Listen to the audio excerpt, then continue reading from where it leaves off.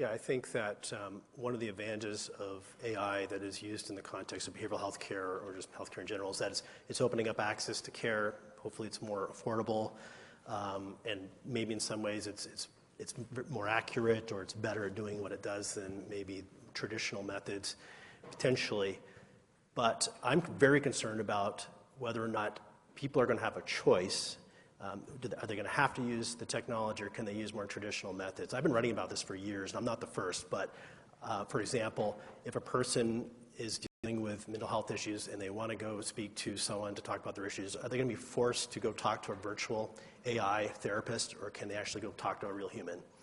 And we've seen that in some ways where we're sort of forced to use certain technologies because that's what's available or what an insurance company wants you to use. But I've been foreseeing this for years, that this is coming, that we're already seeing, virtual care providers, kiosks where you can go in and get an evaluation. And I'm very concerned that we're going to be forced into using technology, that it may move us towards more equitable access to services, but I think we may actually be losing something in doing that.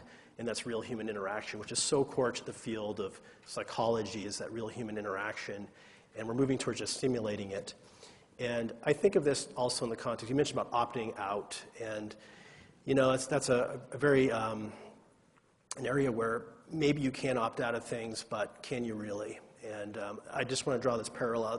For example, government-issued digital currency. If that's something in our future, it's a technology that it's a solution to some things, but are we going to be forced to use that where the existing system, traditional systems, work just fine?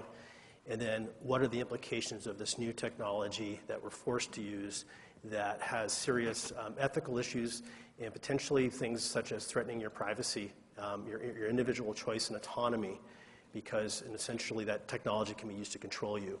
AI systems collect a lot of data, and particularly in behavioral health.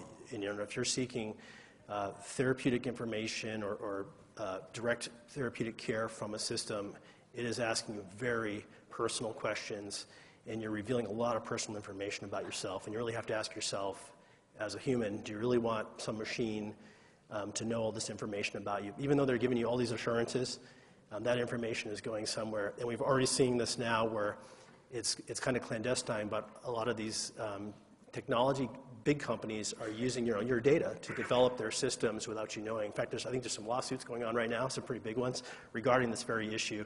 And so I think it's something that we need to be concerned about.